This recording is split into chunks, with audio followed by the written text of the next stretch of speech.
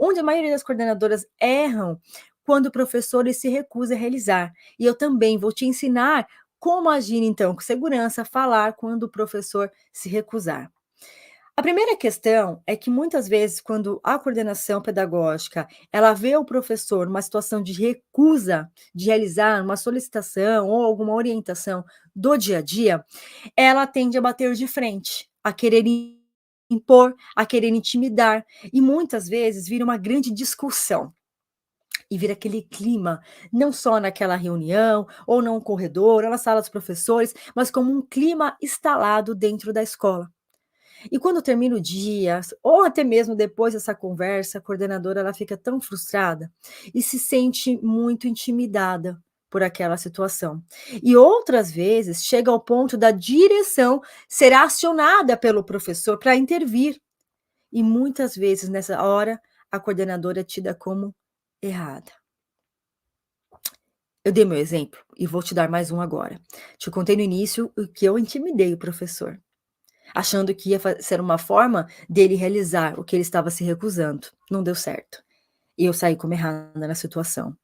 E isso aconteceu também com uma das nossas alunas. O professor coordenador de área, ele não estava cumprindo com alguns deveres e a coordenadora, então, na vontade de fazer o professor realizar e parar de recusar, ela acabou também falando ao professor: olha, então eu vou ter que rever essa sua condição dentro da aula e algumas questões ali que ela pontuou a respeito da prática do professor. O professor era projetos itinerários, tá? E aí o que aconteceu? Esse professor marcou uma reunião com a direção e ele quis saber se realmente o que a coordenadora estava ameaçando, vamos assim dizer, poderia acontecer, porque se ela não tinha autoridade para falar com ele daquela forma. Percebe que intimidar é um caldeirão que vira em cima da coordenação? A gente ferve água e nós mesmas nos queimamos. E eu sei que isso, gente, é fácil acontecer, porque aquela hora que o professor nos intimida, se recusando, argumentando, querendo falar alto muitas vezes, nós, sem saber como agirmos, a emoção acaba sequestrando a razão e falamos coisas que não deveríamos dizer. Quem aqui já passou por isso? E aí, então, é uma situação que, ao invés de resolver, piora e muito a recusa do professor. A recusa ela tende a aumentar quando o professor se sente intimidado pela coordenação. Não vai adiantar, ele não vai realizar. E ainda você irá sair como errada nessa situação. Outra questão que eu vejo muitas coordenadoras errarem quando o professor se recusa a realizar: voltar atrás, desistir do que havia orientado. Ah, então deixa.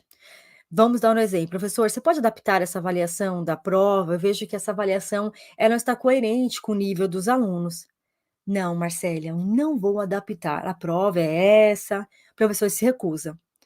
Aí a coordenadora, insegura, sem saber como argumentar, então tá bom, professor. Era só uma dica, assim, só se desse mesmo. Não era opcional. Só que quando o professor gritou mais alto, né? Gritou no modo de dizer, tá, gente? Você entendeu, né? E aí a coordenadora, ó, demonstrou insegurança. Ou então ela fala: "Não, então deixa que eu faço. Pode deixar então. Posso adaptar? Ah, então faz como você quiser". "Não, não, não, pode deixar". Aí ela vira a noite ali refazendo ou fazendo uma ação que do começo ao fim ela era uma atribuição de responsabilidade do professor, que quando houve a recusa, a coordenadora por insegurança assume mais uma responsabilidade, que não era do seu papel. Perdendo assim a credibilidade do grupo, que percebe na coordenadora a insegurança e aos poucos, você, coordenadora, que acaba vivenciando essa situação, tende a ter vontade de desistir, por não saber como agir e nem o que falar. E às vezes você pode pensar: "Marcélia, mas eu prefiro ter paz do que razão". Já disse isso algumas vezes, mas vale a pena repetir. Que paz? Que paz? A paz de se calar e engolir? Desaforo? A paz de fazer o seu trabalho e do professor? Que paz? É muito relativo esse conceito de paz na coordenação do que ter razão. Fica este alerta e essa reflexão para você. A recusa, ela tende a aumentar quando o professor percebe, então, que tem quem faça por ele, para ele. E no caso, muitas vezes, acaba sendo a coordenação.